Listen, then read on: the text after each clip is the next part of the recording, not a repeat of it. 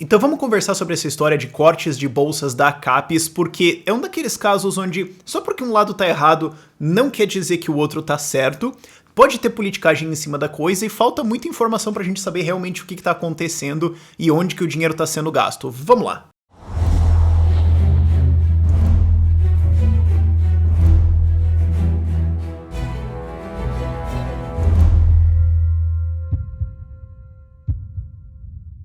Então, aos fatos. Caso você não saiba, ontem a Coordenação de Aperfeiçoamento de Pessoal de Nível Superior, também conhecida como CAPES, que administra 3,8 bilhões de reais em bolsas para pós-graduação, para treinamento pessoal, para várias coisas que a gente vai conversar ao longo desse vídeo, soltou uma nota dizendo, olha, é o seguinte, nós temos 3,8 bilhão aqui e vão ser cortados ano que vem 580 milhões de reais, especula-se, está se negociando, estão falando, nada está feito ainda, enfim, mas estão falando disso, e isso vai ser muito grave. Eles alegam que isso vai ser um grande problema para vários programas diferentes, que isso vai afetar 93 mil discentes pesquisadores, vai afetar 105 mil bolsistas dos programas de Programa Institucional de Bolsas de Iniciação à Docência, Programa de Residência Pedagógica e o Programa Nacional de Formação de Professores de Educação Básica, além de interromper o funcionamento do Sistema de Universidade Aberta do Brasil e cooperações internacionais, e que isso vai ser muito ruim para a ciência brasileira, ok? E a internet e Twitter coletivamente perderam todos os seus butiás debatendo essa questão.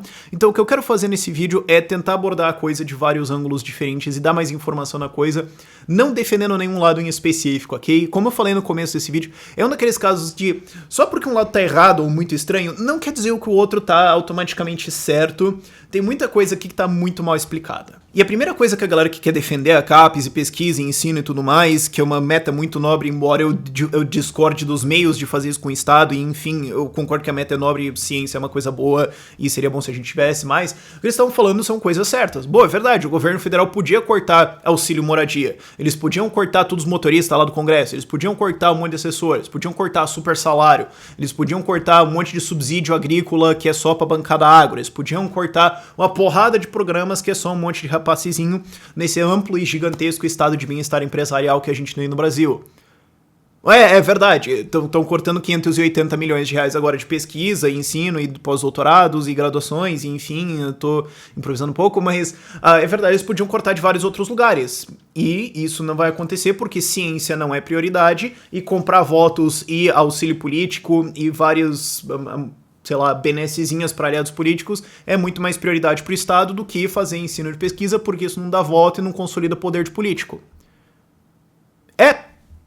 Tá certo, não tem o que eu falar disso, é verdade. O Estado vai preferir passar dinheiro para os seus aliados e comprar votos do que fazer coisas que você pode argumentar que são boas à população, mas que não tem um capital político para os outros caras. Isso quer dizer que a CAPES está automaticamente certa no que eles estão falando e que eles são totalmente a parte vítima da história e que não existe nenhuma crítica que pode ser erguida contra a CAPES? Não. Então vamos conversar da CAPES um pouquinho aqui também, porque assim, eles administram um orçamento de 3,8 bilhões de reais agora, já sofreram cortes pra caramba, já administraram 7 bilhões de reais lá no governo Dilma, e até então esse corte não acabou com a CAPES completamente, então assim, você olha e fala, cara, você já foi tudo isso, então assim, você tá indo um pouquinho mais. Sabe, você já aguentou várias coisas, não é como se cortar 580 milhões de reais fosse o fim do mundo, que se fosse quando caiu de 7 para 3 ia ter sido, e não foi, mas essa é outra discussão. O ponto é, beleza, vamos abrir os gastos da CAPES então e tentar olhar o que eles estão gastando e ver se esse corte cabe ou não cabe, se não tinha que ter cortado outra coisa, se não dava pra fazer outra coisa e tudo mais. E aí você vai lá, beleza, vai lá. LOA, Lei Orçamentária Anual, volume 4, página 178, programa 2080, Educação de Qualidade para Todos, é um programa bem maior, de 45 bi, 3,8 são administrados pela CAPES, e você vê lá, beleza, fomento às ações de graduação, pós-graduação, 72 milhões de reais, apoio à capacitação e formação inicial continuada para a educação básica, 72 milhões de reais, avaliação, né, dos cursos, 16 mil. Aí vem umas coisas assim que você não sabe, por exemplo, acesso à informação científica e tecnológica, 400 milhões de reais. O resto tava com cara de ser bolsa, embora seja extremamente estranho que você tenha 2.258 unidades de fomento à ação de graduação e pós-graduação. O que são essas unidades? Ok, mas, cara, como que é 403 milhões de reais em acesso à informação científica e tecnológica? No que eles estão gastando isso? Como é que tá funcionando isso aí? Eu fiquei curioso, não consegui achar. E daí tem lá, concessão de bolsas de apoio à educação básica, 681 milhões de reais, e concessão de bolsas de estudo no ensino superior, 2,5 bilhões de reais. Então só isso aí já me deixa meio assim, tipo, pera, dava para distribuir esse corte de 580 milhões de reais. Você pode falar assim, não, a gente vai cortar alguns programas específicos, mas você poderia também falar, olha, cara, tem vários programas aqui, a gente pode distribuir isso ao longo de tudo. Ou você de repente pode falar, não, por burocracia, na verdade, eles têm que cortar esses e não pode cortar os outros. Tá, isso pode acontecer, às vezes tem despesas que você é obrigado a fazer que você não pode cortar e despesas discricionárias, isso vai ser mais importante lá no futuro do vídeo. E isso pode ter travado e direcionado alguns cortes, mas eu não vi nenhuma explicação disso. Então eles poderiam dispersar esses cortes e falar, ó, vamos tentar ver o que é prioridade aqui, por exemplo, em concessão de bolsas no ensino, bolsas de estudo no ensino superior, e quem sabe cortar pra galera que é um pouquinho mais rica e deixar pros mais pobres, tentar distribuir um pouquinho mais. Pode ser que dava pra fazer isso, eu não sei, pode ser de novo, tem alguma regulação que barra eles e obriga a fazer outra coisa. Mas eu gostaria de ver uma explicação sobre isso. E depois eu fui tentar ver, não, então vamos tentar ver como é que a CAPES está gastando esse dinheiro, né? Vamos lá no portal da transparência, CAPES, vamos ver, execução do orçamento. Opa! A página não foi encontrada. Então não dá pra saber o que eles estão gastando. E também tem uma seção ali que também é passagens e diárias e tudo mais, e a página não foi encontrada. Então não dá pra saber no que eles estão gastando. Então assim, ao que a gente consegue ver do orçamento deles, dava pra distribuir os cortes, é discricionário deles, até onde eu entendi, eu posso estar errado nisso, porque burocracia pra caramba, eles podem escolher como que eles vão cortar alguma coisa. Então o fato deles estarem exterminando completamente alguns programas e presumivelmente deixando intactos outros, é uma decisão, até onde eu entendi, eu posso estar errado, deles. Se eu tô errado, por favor me corrijam e me citem aonde que diz isso. Mas, até onde eu entendi, de fato, eles estão escolhendo fazer esse corte para exterminar bolsas e manter algumas outras coisas intactas, quando você podia distribuir e tentar ver como é que você vai fazer a coisa. E também é importante entender que isso não significa o extermínio de todas as bolsas, né? Muita gente entendeu isso errado e achou que seria o fim de tudo. Bom, é um corte de 580 milhões de reais num orçamento de 3,8 bilhões de reais. Ou seja, é um corte de 15% do orçamento. Só isso, os outros 85% das bolsas podem permanecer, e alternativamente, inclusive, e isso é uma coisa que na verdade eu acabei de pensar enquanto eu estava gravando esse vídeo, você poderia só reduzir o valor das bolsas em 15%, ou pegar as bolsas maiores e reduzir em 30% e falar, mano, eu sei, é pesado, difícil, eu sei, cara, vamos tentar entender, e dar uma aliviada e reduzir, sei lá, 5%, um pouquinho menos nas bolsas menores. Isso aqui não significa que você obrigatoriamente tem que cortar bolsas. Isso significa que o gasto foi cortado, você ainda poderia reduzir o valor. Então, assim, não é o extermínio de todas as bolsas, é potencialmente o fim de 15% do orçamento, 15% das bolsas, os outros 85% das bolsas em valor continuam iguais, e como o valor delas muda, isso pode significar que, na verdade, você pode cortar suas bolsas de maior valor e manter a galera que tem o valor menor, onde possivelmente vai fazer a maior diferença. Então, não é o apocalipse completo de toda a ciência e financiamento de educação. Calma. Além disso, a gente pode fazer uma crítica ao resultado desse gasto, porque foi feito um levantamento em 2014 pela revista Nature, e eles levantaram que o Brasil gastou 30 bilhões de reais para conseguir como resultado 670 artigos em revistas de prestígio, né, revista boa lá e tal, e que mais ou menos 1% das publicações nos periódicos de excelência são de brasileiros, o que é um resultado meio, né. Em comparação, o Chile, que é um país muito pequeno comparado ao Brasil, gastou 15 vezes menos esse valor, 2 bilhões de reais, para conseguir veicular 717 artigos. Então, assim, os caras estão tendo um resultado brutalmente maior do que o nosso.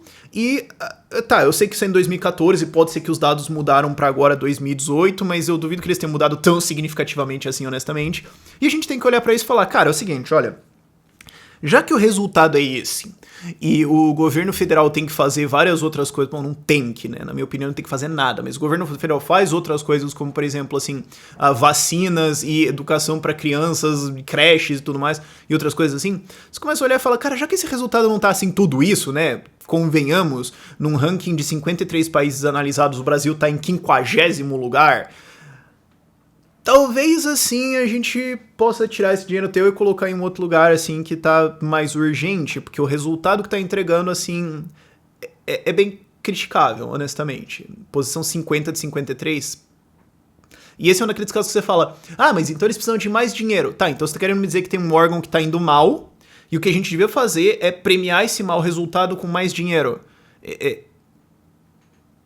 E outra coisa que tem que ser discutida é se não tem desvio, corrupção e fraude dentro dessas bolsas, porque teve aqui só no Paraná, só aqui em Curitiba, aliás, teve recentemente um caso na Universidade Federal do Paraná que se descobriu fraudes em bolsas, não necessariamente desse programa, mas fraudes em bolsas, e isso acontece, quem tá no ambiente acadêmico sabe. E também teve um outro caso aqui no Paraná, onde dentro do programa da Universidade Aberta, que ensina à distância, foi descoberto que o que acontecia é que os caras tinham que imprimir livros para mandar pros alunos, e eles recebiam dinheiro, passava uma gráfica lá dos amigos dos caras, não imprimiam nada, embolsava o dinheiro e acabou. Isso, inclusive, acabou no tribunal do Sérgio Moro, antes da Lava Jato, e enfim. Então, assim, tem corrupção nesses casos, sim, tem desvio, sim, tem fraude, sim. Será que seria massa fazer um pente fino nisso? Fizeram um pente fino recentemente no INSS e descobriram muita coisa. Talvez seja massa fazer uma auditoria aqui. Eu tô dizendo que todo bolsista é um fraudador? Não, estou dizendo que assim, todo mundo que tá no ambiente acadêmico sabe. Tem um monte de gente ganhando bolsa que você olha e fala, cara, você não precisa dessa bolsa aqui, cara, vamos ser sinceros. Tem a galera aqui que veio de família de necessidade e tudo mais, e você tá aí, vindo de carro pra universidade e tal, papai sustentando e ganhando uma bolsa aí. Cara, podia... Você não precisava disso aí, né? Convenhamos, tem como passar um pente fino nisso aqui e melhorar o troço. E no fim das contas, isso também é mais um sintoma do fato de que o Brasil está vagarosamente falindo. A reforma da Previdência não foi feita e os gastos continuam subindo, gastos em outras coisas como o SUS e educação continuam subindo, e, bom, cara, uma hora é o seguinte, o déficit vai subindo até um ponto em que você quebra. É isso que aconteceu. Tem muita gente culpando isso no teto de gastos. Tá bom, então vamos fazer o seguinte, tira o teto de gastos. Ok, digamos, a gente já tem um déficit agora de 159 bilhões de reais, e se você tirar, beleza, você poderia manter esses gastos e ter um déficit cada vez maior. Aí você acumularia uma dívida cada vez maior, o gasto com juros ficaria cada vez maior, até o ponto em que os juros começariam a subir, não o juro que você paga, mas o juro do título de dívida ia subir, porque a galera ia começar a falar, mano, você não vai pagar essa dívida, e o Brasil quebra. Essa é a alternativa. A gente pode falir também. Eu não tenho tesouro direto e eu não dependo do sistema bancário brasileiro, então eu não vou ser afetado. Na verdade, eu sou uma das poucas pessoas no Brasil que não vai ser afetadas, na verdade, mas todo o resto da população vai sofrer fantasticamente se isso acontecer. Essa é a alternativa. A gente pode quebrar também, ou corta gasto. Tá, e voltando pro começo do vídeo, tem gastos melhores, entre aspas, para você cortar? Bom, sim, auxílio moradia, super salários, um monte de subsídio para agricultura, um monte de subsídio para indústria, um monte de... Sim, eu sou a favor de cortar todos esses. Na verdade, eu sou a favor de cortar todo e qualquer gasto do governo federal até o ponto que ele deixe de existir, mas não é esse o ponto nesse vídeo. O ponto é, tem outros gastos melhores para cortar e a gente tem que começar a andar a fazer isso, ou fazer uma reforma da Previdência, ou fazer uma reforma fiscal, ou fazer uma reforma trabalhista, ou fazer várias outras reformas que vão ajudar a economia a se desenvolver. Porque se você não fizer nada disso, certo? Dane-se o mercado, então dane-se, capitalismo não funciona, beleza, então vamos esquerdar, beleza. Não vai fazer nada disso. Então, a gente vai subir impostos, beleza. Então você vai ter mais empresas falindo, investidores fugindo do Brasil e pessoas ricas fugindo do Brasil, ou até todo mundo, na verdade, né? Pesquisas recentes apontam que basicamente todo mundo quer fugir do Brasil. Então aí o que acontece é que você sobe imposto, mas daí você quebra em arrecadação porque todo mundo vai sair correndo. Isso não é uma opção agora, basicamente você exauriu o que você poderia fazer isso e provavelmente está muito acima na verdade. Então, cara, não tem muita opção. O Brasil está falindo, tem que cortar gastos, tem que fazer uma reforma da Previdência, tem que fazer mais um monte de coisa. E, assim, isso é mais um daqueles casos em que você pode ignorar a realidade, mas você não pode ignorar os custos, as consequências de ignorar a realidade.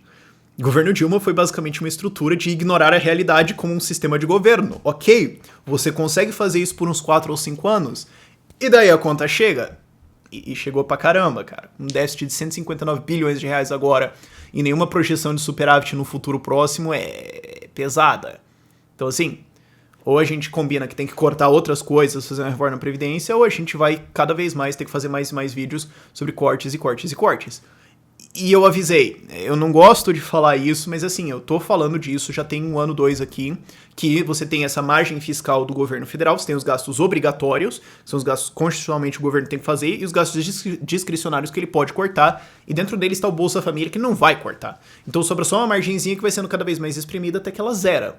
Isso aqui, esse corte de bolsas e corte na CAPES, é só um passo. Isso vai continuar acontecendo esse ano, e ano que vem, e 2020, e etc. Até que alguma reforma seja feita, ou até que toda essa margem acabe, Bom, e daí? Bom, e daí não tem dinheiro para rodar o governo. Bom, e daí? Daí eu não sei.